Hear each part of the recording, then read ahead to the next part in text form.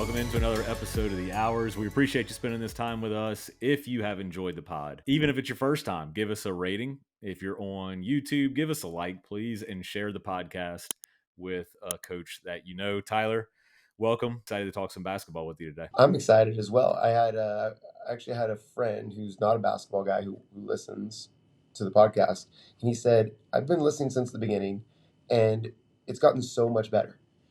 He said at first it sounded like you were still like in present up on a stage mode.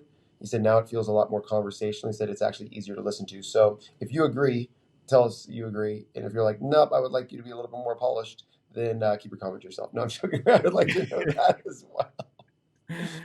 Yeah, hey, I did say give us 5 stars, give us a 1 star if you want, like any rating, whatever. I'm gonna Somebody say did please don't give us a 1 star. If you're gonna give us a 1 star, just send me a direct email.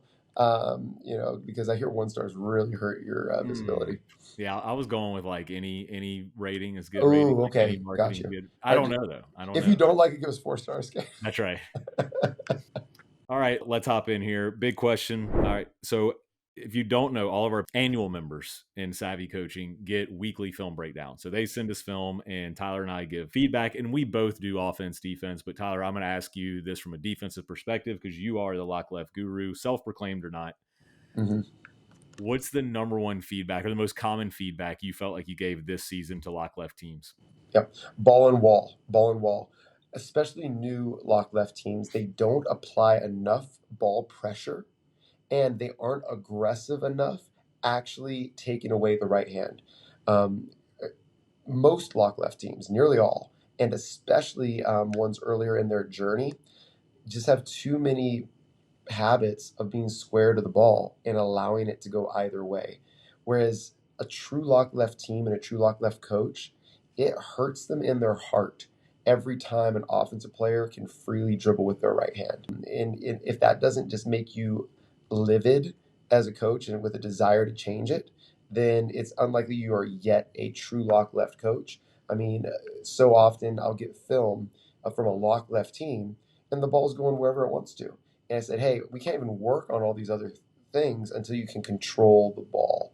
So ball first, and then the second thing, you didn't ask me to, but it's in nearly every one, is having someone on the wall being the defensive smile or restricted area. At all times, the wall should be occupied defensively. If it's not occupied defensively, really in any defense, but especially in the LockLeft, we're exposing ourselves. Because all defenses have things they take away and things that they allow. What we're taking away is right-hand dribbles and right-hand drives. What we are actually allowing is we're allowing the offensive player to crack the shell or the three-point line to their left hand. And because we're actually trying to put the ball there, we must have the wall occupied or the rim occupied so that we take away nines. It's how we take away nines. So ball and wall would be the first two things, and I think every defense needs to improve ball and wall, but in the LockLeft specifically, how we do it, that's the biggest growth opportunity. Yeah, okay. I came across a graphic here the other day on the Twitter face, and I wanted to share this with you. This was pretty cool. So what this is breaking down is points per possession by how the defensive possession ended. And you've got a steal, number one, live ball turnover. We're getting a run out layup, right? The second one was a rim miss. So I think one of the biggest, like, maybe pushbacks that we would get, or I guess where coaches wouldn't buy into the most would be, well, we're not letting the ball get to the rim, right? But we are making the ball go is what we say. And if And they it may get to the rim. it may get to the rim, but that's why we have a wall there. And what we want is the fives, foreshadowing what I'm going to talk about is offensive feedback. But if we get that rim miss, it's usually an easy defensive rebound, right? Because we're all in position, we're at the wall, and then we're going. But that's where you got to be committed on both sides of the ball. Like you said, like you're probably not there in your LockLeft journey. I would say you're not there in your identity journey if rim misses scare you yet. Yeah, of course, we need that screenshot to add into our LockLeft course because it really does epitomize the shift, the paradigm shift of the LockLeft defense over traditional defense. Traditional defense is really afraid of made field goals. And the LockLeft defense is not afraid of made field goals. Instead, instead of trying to prevent made field goals, we're actually pursuing steals. Is like that's the number one thing. That's why we turn the dial so aggressively. Is we want to make ball handlers make decisions in limited space at speed with their weak hand, which results in steals. That's why we hunt passes. If we can't get a steal off of that, making the ball go, skirmishing from the gap, getting it to their weak hands, rear view contest with a wall contest, if we can't get a steal off of that, then at least the second thing we want is a rim miss because we want to generate offense from our defense. We want to play offense while on defense. So it's beautiful to see this graphic, which supports how you actually generate offense from defensive outcomes. Those are the things that we're pursuing as opposed to trying to protect against the things that won't generate as many transition buckets for us. Yeah, we've already established that JJ Redick is a big fan of the podcast. So there are some NBA coaches that are big fans, but I would say the majority are high school and college coaches. So you could even say these rim misses are going to happen way more frequently at the lower levels, which is going to Yeah. increase your ability to get out and run and get the most points per possession. I mean, I was coaching my daughter's team last night, and they had wide open layups at the rim, which This were misses. I mean, forget going left against a good wall contest. Absolutely. All right. So I think we don't talk about offense. I think we do that next week because I was going to give my offensive feedback, but I want to stay with lock left because I didn't really think about this graphic until you started talking. But here was my number one feedback all season in lock left was sniping on the free side. So it's interesting to see the steal part, and you mentioned the steal because I found myself every film breakdown. I'm like, all right, we're not contesting passes to the free side. Ball's getting to the free side too easily. We're not dictating. We're not keeping it on the left side. And we weren't. I feel like most teams didn't start the ball on the left side as well. So that would be kind of my two is starting 70% of the possessions in the outer third on the left side. And then once we get it there, every single pass to the free side is an opportunity to snipe and steal. And I think you talked about like made field goals as being one of the things that scares coaches. I think what also scares coaches is like back cuts, but it's like as fun and cool of a basketball play it is. Like as a former motion coach, I love a back cut, but it's really not that high percentage. You know, like it's got to be timed well. Passers got to be ready for it. Ball pressure can take that away. Wall help can take away back cuts. And then even if it gets through all of that, now we got to catch and finish, usually contested. So I would encourage coaches to look at back cuts as a sign of being disruptive. That means that they're not playing at their spots at their time because they can't get the ball where they're going. So if you got heavier ball pressure, heavier wall, heavier snipe, you're going to be a really good team next year. A really good team. All right, Mark, I'm going to let them behind the curtain here. I'm currently in Las Vegas. It's got me in a betting mood. And I would argue that every defensive possession is a bet. And so lock left is just about making bigger bets. There are more conservative defenses that make smaller bets. And so what do you do when you lose a bet as a coach? So I shared this story with Mark earlier, but I'm just going to ask you, Mark. All right, Mark, you're trying to make $100, okay? You sit down at the blackjack table, you bet $100 and you lose it. So now you're down $100. What do you do? One There's might many double it. options. Well, yeah, you could walk away a loser. You could walk away and be like, I shot my shot. You could stay at your unit Stare and you in, hope to win twice. hope to win twice to get into the black, Yeah, or you can double it and try to get all your money back at once. right. So let's say that you make the aggressive, courageous, big bet move and you double it. So you put $200 down, Mark, and you lose again. But you believe in your odds, you believe in your strategy, you believe that you know the rules of the game, you believe that if you keep playing according to your rules, you believe you're going to win. What do? We double it. You double it again. Now, Mark, when you lose your $200 and you got to put down a $400 bet, knowing that you could lose because every defensive possession you can lose, just like every hand of blackjack you can lose. When you're betting $400, are you more nervous than when you bet $100? I'll be really honest. I got a little heart flutter right now just thinking Right. about it. But you know what? That's what you get in like big games, big possessions. Like that's what the last 2 minutes of every game feels like, right? Every game. And most people, us as coaches as well, when we feel nerves and fear, we don't think about pushing more chips into the center. We actually want to get more conservative. And in film feedback, why this ball pressure, more aggressive on the wall, and more hunting, sniping passes, like Mark said. Why this is why this is the feedback we always give is because coaches, when they lose a bet, get nervous and go more conservative. Players, when they lose a bet, when they get aggressive on the ball, get blown by, when they're late to the wall and give up an open layup, when they get aggressive at one time on a sniping of a pass and give a back door, when they get beat, they don't double down on the strategy they believe is successful. Instead, they go more conservative.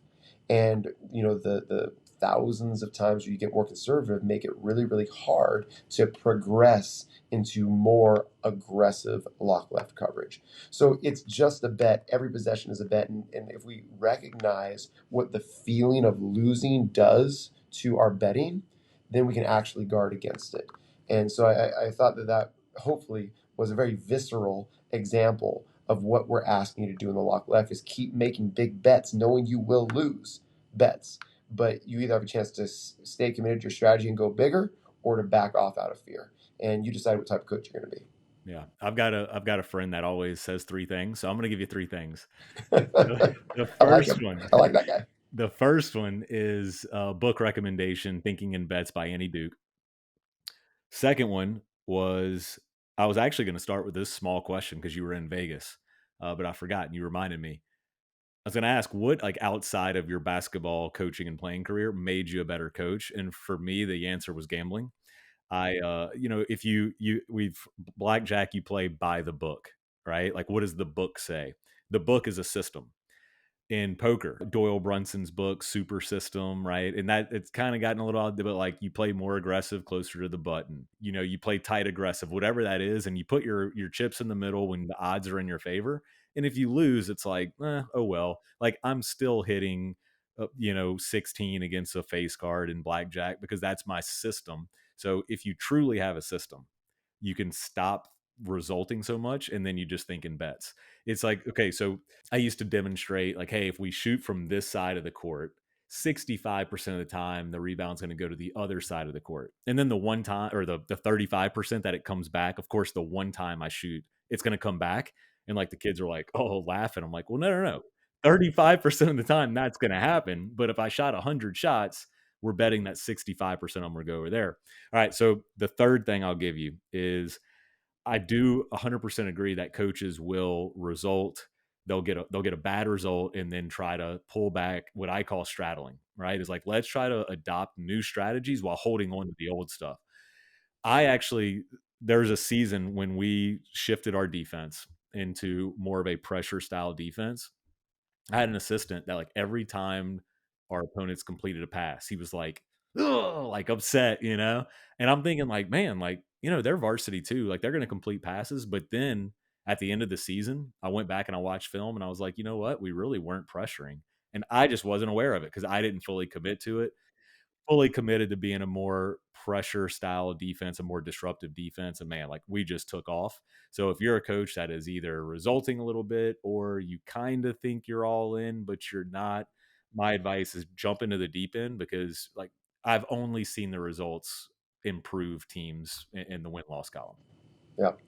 I have never seen, I am saying never here, it's probably happened, but I've never seen an athlete or team do something epic and special without going all in, without burning the boats.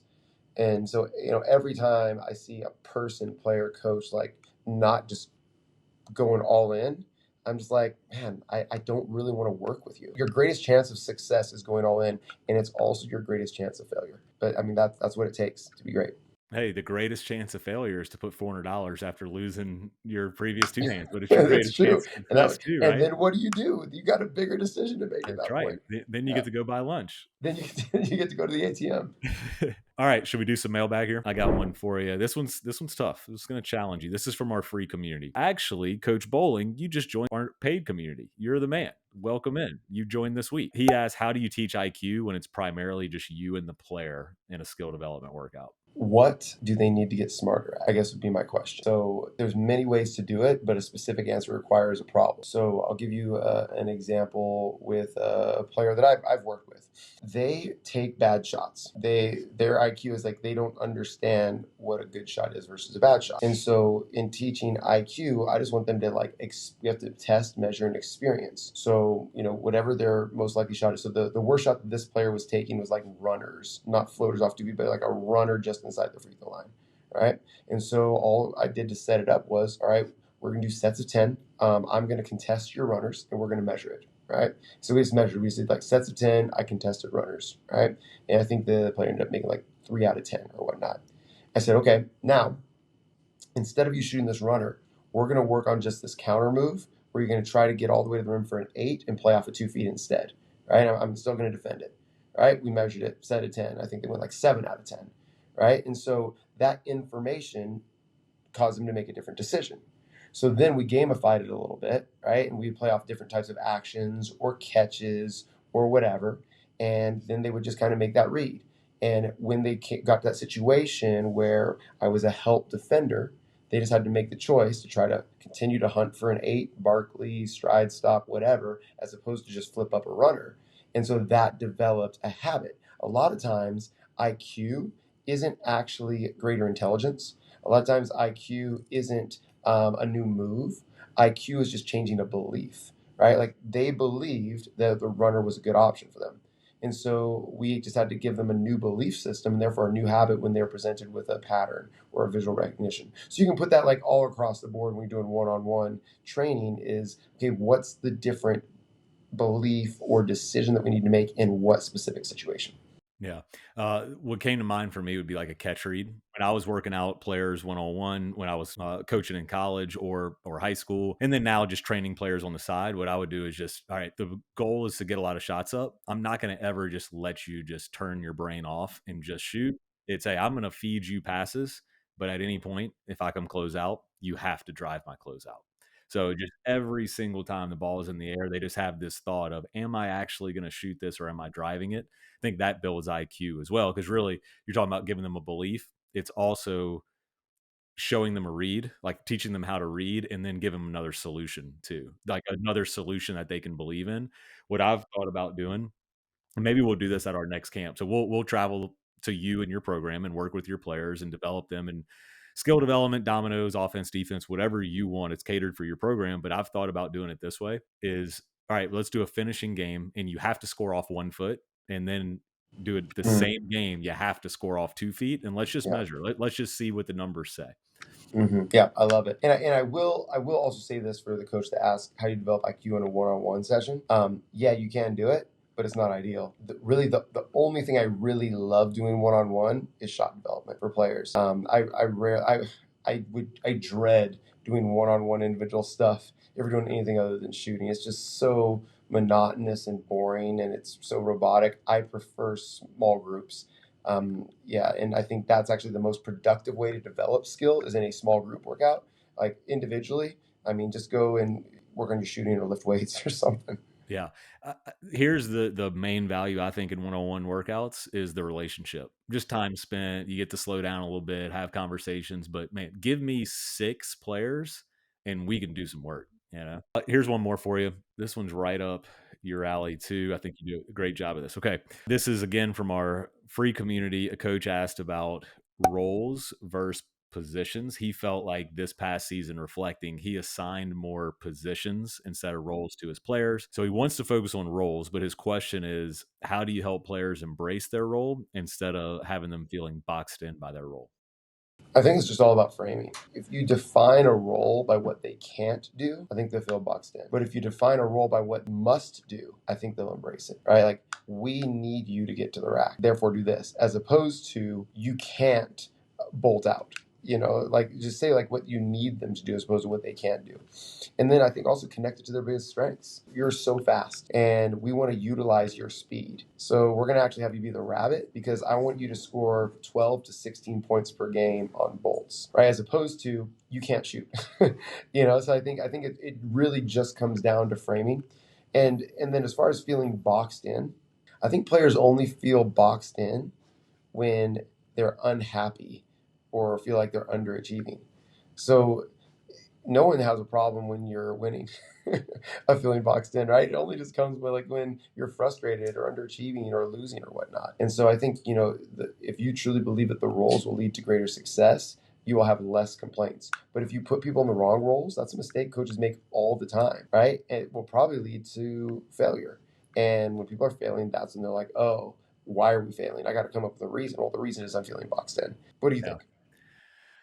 I would agree. I would say one thing that you've done really well, or I've enjoyed watching you do, is at the clinics, is say, one, we can't all be hunting the same thing, right? So I think having them just understand is like we've got it. Like you might be able to shoot the three a little bit, but we already have five players that are better at that than you. So should you be hunting as many threes as them, right? Like we all can't mention your boy Luca, right? We all can't play like Luca, otherwise we'd be a disaster offensively, especially even if you're just not as good as Luca, right? There's only one of him on the floor, although you could argue the Lakers have two that are trying to play Yeah, like him. interestingly enough, JJ Redick has staggered Luca and LeBron significantly more than I think I would have originally thought. I mean, until the end of the game, he's pretty much subbing them out for each other because it's true. Like they've developed a system where you have a primary point of attack, and that's what both LeBron and Luca are best at. And so they're able to fully operate without having to go like your turn, my turn stuff. So even the best players in the world function best in their roles. Yeah. I listened to a Low Post podcast episode, and it was one that I had started. I didn't finish. And honestly, I'm like vacuuming the house and I have my AirPods in, and I realized like I'm not listening to anything. I forgot to turn it on. So I just went like, I pressed play and it just started playing this interview with JJ. It was so good. It was right when he got hired by the Lakers. He talked about the process of, of getting hired, but then just what his vision was for the Lakers and how he's going to run the organization. It was really good. If you're a coach that's job hunting or just got a job, go back and find that one. In fact, I might post it in our paid community just as a reminder for coach to listen to it off season. It was awesome, man. You could tell how smart he is and how prepared he was for that. And that was the knock, is like, is he actually prepared to do this? After listening to that, no doubt. I think he's going to be a rock star if he wants to keep doing it. Okay, I'll ask myself this one. You can chime in. Our boy Mark is now in the paid community asking this question. Define transition. So, in terms of keeping stats, points in transition, how do we define transition? I know some people have said like 8 seconds or less, which we have the 7 second, offensive, mark in Phase, race yeah. and space. Yeah. Here's how I looked at it. As it kind of fits with the race and space 7-11 and 21 second game. I looked at it as we got transition, we got early offense, and then we got flow or half court offense. Transition was we arrive with an advantage and we get our shot with advantage. Early offense was we arrive with an advantage and the ball continues to move. So we're playing 0.5, but we never have to run an action, meaning defense never gets neutral. That was like that in between phase for me, is like, is that transition? Is that half court? It's kind of a little bit of both. So we just called that early offense, which could be like 11-second game. And then when we get to an action, if we have to get to a go screen or something out of blast series or rose series, a ball screen, then to me, that's half court offense. So I would actually look at it as three buckets. And Coach Bowling in our paid community, maybe that helps you kind of eliminate the gray area there. And I love when we have an opportunity to disagree, so I'm going to embrace this one. My slight difference in description would be the exact same for 7 second game. Arrive and score with advantage. I would just differ slightly on the 11 second game or early offense. I would say first action. So we whether we arrive with advantage or not, we have to actually run an action in order to create or extend advantage. So I would define that as first action. 21 second game would be second or more action. Like if you do more than one action. And the reason for me why I define it that way is very few teams actually get to the 21 second game. If they don't score off their first action, many teams just go and try to create from neutral, right? And that's where you get the isolation stuff. Yeah. Create from neutral by playing 1-on-1 off the bounce. Yeah. Exactly. Yeah. And so I find the title of the 21 second game is like, get to it. Don't just try one action and go one on one, which is a huge piece of film feedback for next week. like get to your 21-second action. What is it? And oftentimes, if it can be different than your 11-second action, it becomes a little harder to guard. Or if you can stack your 11 into your 21-second action, it becomes a lot harder to guard. So that's why it is for me. Is I just do say that the early offense or the 11-second action is an action. So yeah, so in 11, if you run an action to extend advantage, let's say we come down, we have an advantage, and we get to a go screen. So are you saying that is transition, or you would I'm say I'm saying that's not. I'm saying that's okay, 11-second game. yeah, Yeah. yeah, So if we can score with advantage and not require an action, it's for me that's seven just second call it game. That's transition. that's Yeah, transition. For me, and again, I don't think it matters. I think both are good. It's just decide what your team needs. And most of the teams that I've worked with, I found need an 11-second action and to know exactly what it is. And to be able to change that from timeout or dead ball or whatever, that'd be like the joysticking that I would encourage coaches to do. Is if it's a dead ball, timeout, free throw line, just maybe script what 11-second action you want them to run based on what defense they're in, who your personnel is, who's guarding who's hot, whatever. Right? Hey, let's go ghost, 11-second ghost. That would be the level of joysticking I use myself. yeah, I like it.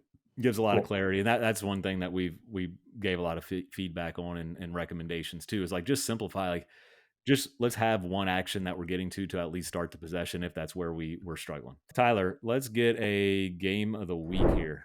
Beautiful. We call this one 2-on-1 transition.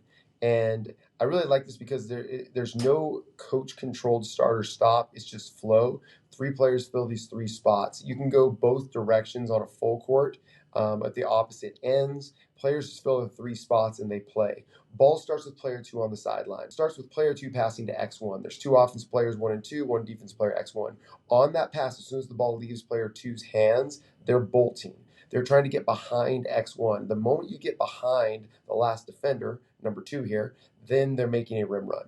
As soon as X1 touches it, they're immediately passing to 1. As soon as the ball leaves their hands, they recover and they play live defense. Okay? 1. They do our 3-point check down. These are 3 points of precision or teaching points, principles of play that we're trying to encourage them to discover through this game. Is first in transition, if we can pass ahead for a 9 or an open layup, we pass ahead for a 9. Now, we don't want to pass ahead, and I would encourage them, we don't want to pass ahead to the wing. We only want to pass ahead to the smile so that it is a 9. So it's a 1 or 0 dribble finish. So step 1, pass ahead for a 9 if you can. If X1 is fast and 2 is slow or the ball is bobbled, whatever, and you can't pass ahead for a 9, the second principle of play is get yourself a 9. So 2 would continue to make their rim run. They attempted to make their rim run, right? They couldn't get ahead. So now 1 is trying to go get themselves a 9.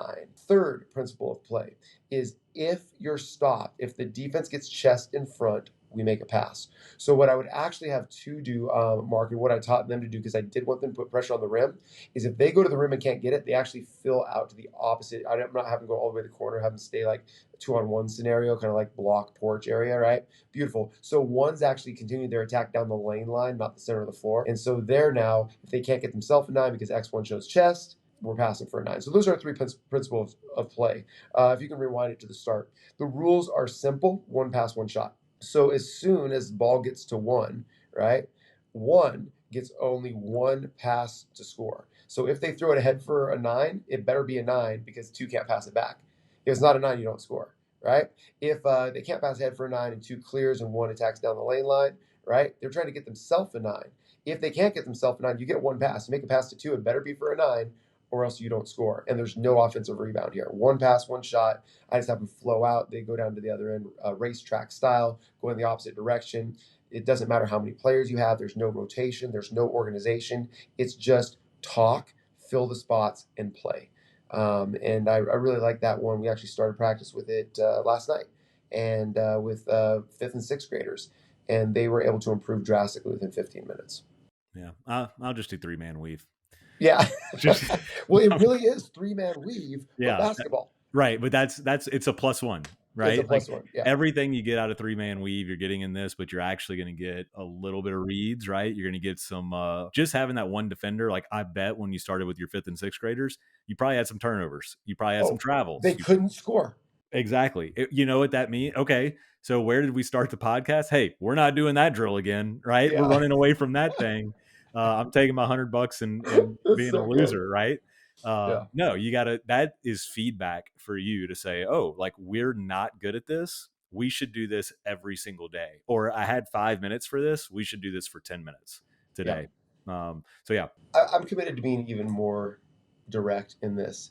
And I think three-man weave is just lazy. It's just lazy, right? We've been doing it for 30 years and it gets players moving and passing and catching the ball. Like all those things are true. I'm not saying it's not of some value. I'm just saying it's lazy to not try to find a way to plus one it and make it better. You've been doing it for 20 years. You can probably make it better. I'm not saying what I just did is the only way to make it better, but I think it's at least an attempt. And so, like, don't be lazy. Don't be lazy. Try to find a way to make it more game like with more transfer. We can actually teach principles of play that will transfer to real games. That's all I'm asking you. Not you, Mark. You are our faceless listener. Yeah, I'm still doing 3-man weave. Yeah. Yeah. All right. Here's teach better. We're going to talk about the shot fake. Tyler and I are putting together a skill development course that's going to be in our paid community here in the month of March. And what got me thinking about this is a question I got. I got a DM is like, hey, we're supposed to read closeout before the catch, but I've heard Tyler talk about peeking on the shot. And I've heard other coaches say like square up to the rim. Jay Wright stuff is like catch and shot fake, right? So when do we do that? I would peak when it's natural, meaning I get my catch. I haven't read closeout before the catch, or I might have read closeout and I'm thinking I have a shot. Right. So then that started getting me thinking about when should we shot fake and how should we teach the shot fake? Here's my conclusion. Don't teach a shot fake on the perimeter. Off the bounce, I love a shot fake, obviously, because it can expand your advantage. It could turn a 5 into an 8 or a 5 into a 9 because we're going to get to the rim, make a 1-inch shot fake, get defense up in the air, all those good things that can happen from a shot fake. But what I would argue is we don't want to shot fake on the perimeter. I've got film here of Jaylen Brown. He's really, really great at playing off the catch. But in all of these clips where we see a quote unquote shot fake, I think he genuinely thinks he has a shot, and now he's making a more of a what we'd call a 2 count read. The second the ball hits his hands, he's thinking shot. As he squares and gets his eyes to the rim, he's now saying, "Oh, I don't have enough room to shoot a 7, so now I'm going to put the ball on the floor." And to me, that's the best shot fake is when you start your shot and stop your shot rather than I'm going to catch, throw up a weird looking, super fast shot fake that looks nothing like my shot and then try to drive and create an advantage. So, how to teach a shot fake better?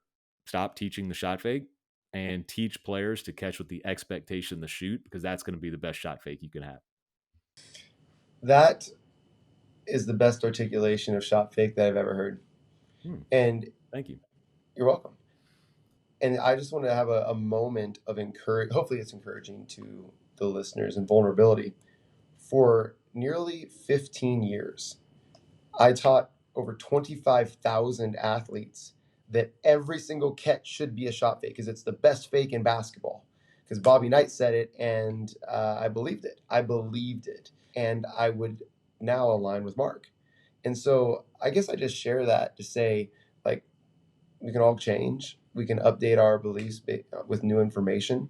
And teaching a shot fake isn't bad, and teaching three-man weave isn't bad. But thinking that you can never change your beliefs or never find a better way is bad. And we're all on this journey, and who knows, if the game changes, the skill sets change, or the rules change, or the defense changes, at some point down the road, me and Mark might say, "Hey, you got to teach a shot fake now." And I'm willing, and I'm sure Mark is too, to update our beliefs. But based on other greater goods, we believe that the shot fake should not be taught. And I'll just add this one thing: the best shot fake is being an unbelievable shooter. So faking to fake doesn't do anything. I mean, what's the first step to have a great shot fake? Being Steph Curry, and then after that, you don't. The technique does not matter. It's just the threat of the shot. I mean, what does Steph have to do to get the defender in the air? Like look at the rim, like like catch and start to square to the rim, and then they're gonna close out long or jump or and all that. So yeah, develop a great shot, and that is the best shot fake. Love it. And you said something that was really good, which is what we're all about at SAVI. I know it's what drove me as a head coach, an assistant coach, whatever role I was in, and now it drives me as in the role I'm in as the director of coach development is finding a better way. Like that is what we're here to do. We're constantly searching for better ways to coach and teach the game, because that's our mission, right? Is to revolutionize the way the game is taught and played. But what we want to do is open up new doors for you, give you new confidence, capabilities as you go in the next season. So if you're on the fence, go ahead and give us a month, right? Spend a month with us. If you're not happy, if you haven't found something new, if you don't learn anything, we'll happily give you your money back. Actually, I got it. I got messaged. It's a member of our paid community, and I won't even share the coach's name. He said he was just talking about their situation, and he just basically said, "This year we have learned so much from SAVI about coaching in general, and specifically coaching shooting. It has completely changed our program." And that's really a celebration of this coach, because in order for new information to change your program, you have to be willing to embrace this idea that there's a better way. That's what savvy is, right? Savvy means you're opportunistic and are aware and open and seeking growth and change. And so, a celebration to this savvy coach. Whenever it works, it's more because of the coach and their willingness to implement anything special that we're doing. If you're open minded and willing to grow and change, you're going to improve. We just want to help you improve a little faster. Yeah. And by joining, you get instant value at the classroom, but you also get to be around hundreds of coaches that have the same beliefs as you and are on the same journey as you. And that's going to expedite your growth. I mean, if you're really committed to doing it right and being a better coach next season, why wouldn't you want to hang around with 300 coaches that are all committed to the same mission? So, It's pretty amazing. I mean, you can go to a coaching clinic and not hang out with 300 coaches. Most coaching clinics don't have 300. Some do, but when you do, you might talk to two or three in between when your head's not down and you're not texting. So I mean that really is one of the things that I love about our community, is how engaged and engaging the coaches are. So come check us out. We'd love to get to know you better. yeah. Thanks for hanging out, y'all. We'll see you next time. Stay savvy. Stay savvy.